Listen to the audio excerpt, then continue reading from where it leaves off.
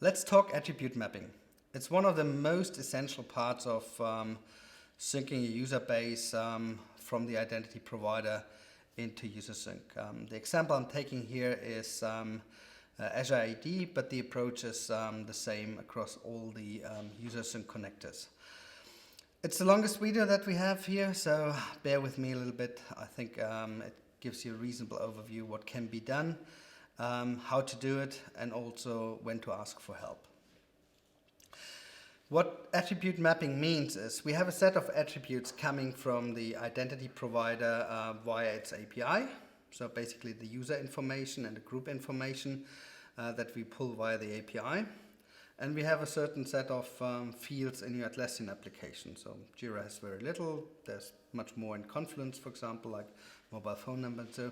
But things like the username, the full name, the email address, that's the same across all the Atlassian applications. And then there certainly are group memberships.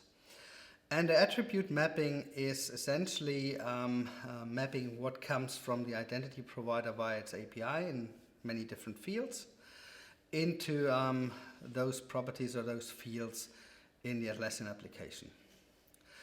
There's a certain set of defaults that we give already. So basically a lot of people are just happy with the defaults that you see. I'm just going to jump into the application itself. So you see the attribute mapping section.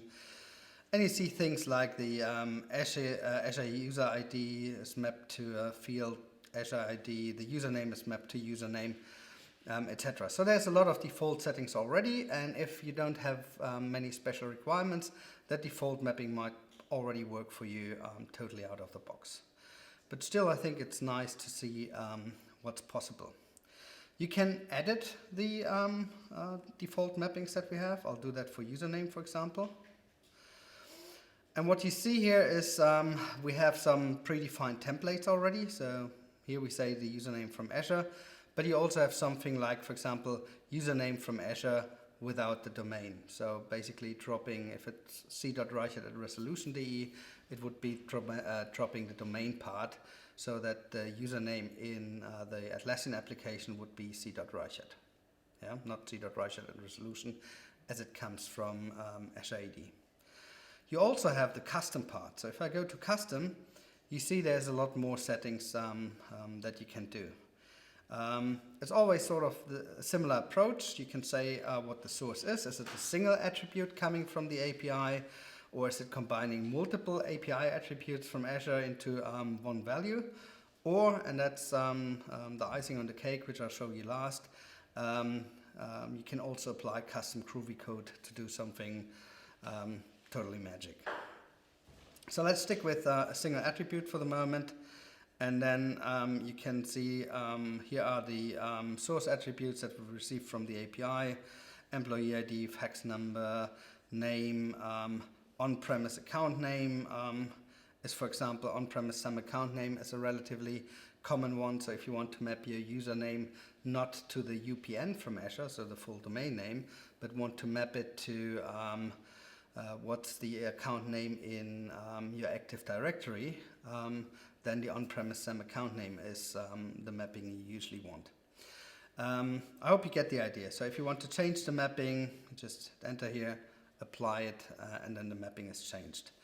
But you see there's also some more things that you can apply to that mapping is, for example, turn it into lowercase, apply regular expressions. So if I do this, I can start editing and adding regular expressions.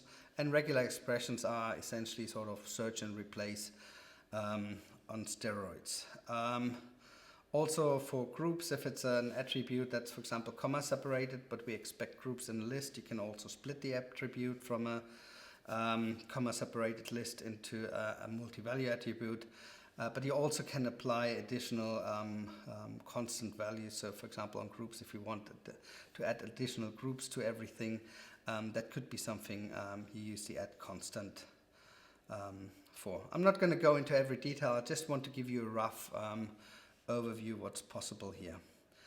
The same thing is you can here define a list of attributes and just add some of them in there, and type the attribute name, and then it takes the first one, which is not empty. So you could do something like take the on-premise SAM account name, which is your account name in Active Directory, and then use the UPN as the second line.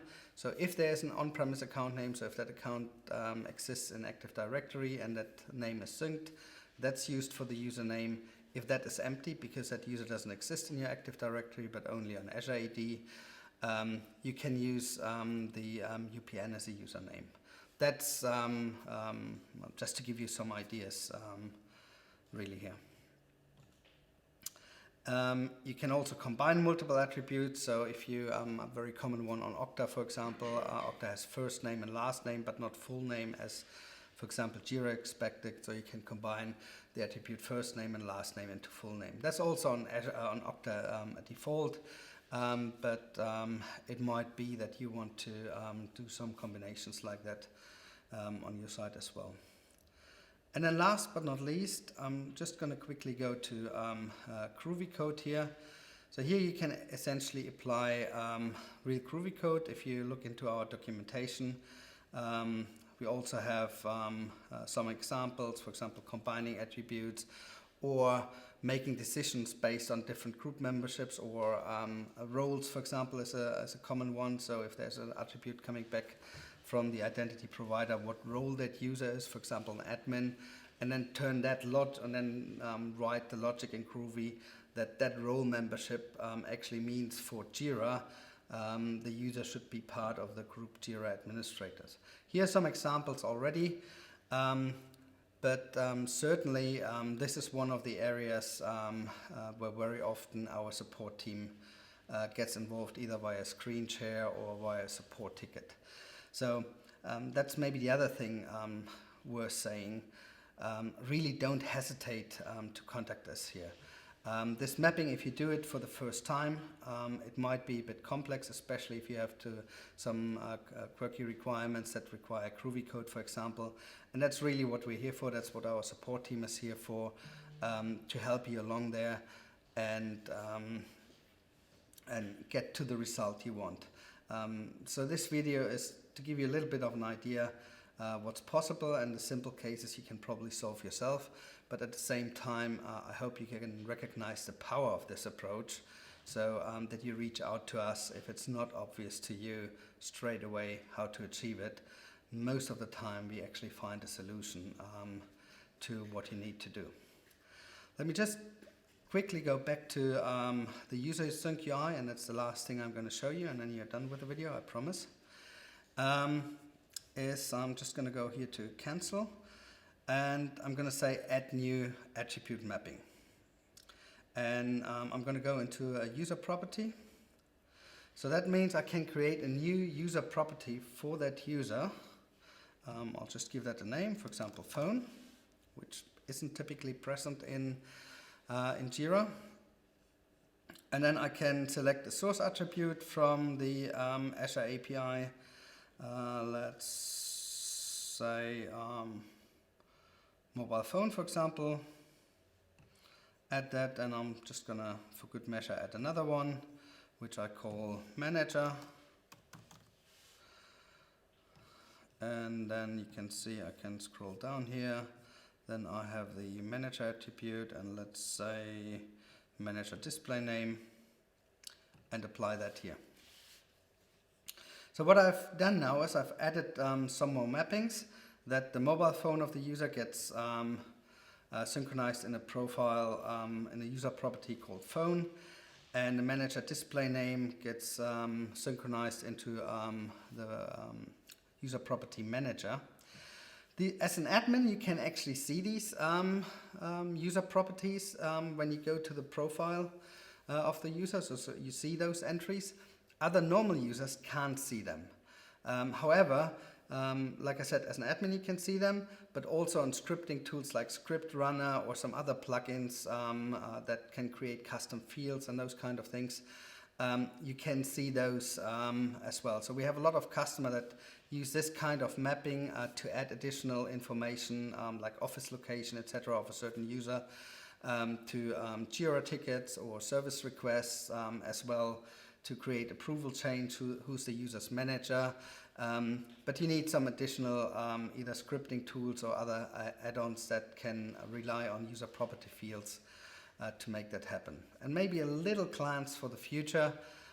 We will also be integrating with some other add-ons that extend the normal user profile in Confluence and Jira. So writing that information into their databases that actually other users can see that as well. That concludes the demo. Again, the most important thing is recognize that a lot is possible, and if you can't quite see how to get your use case out of it, contact us in support, either schedule a screen share or open a support ticket with us. Thanks.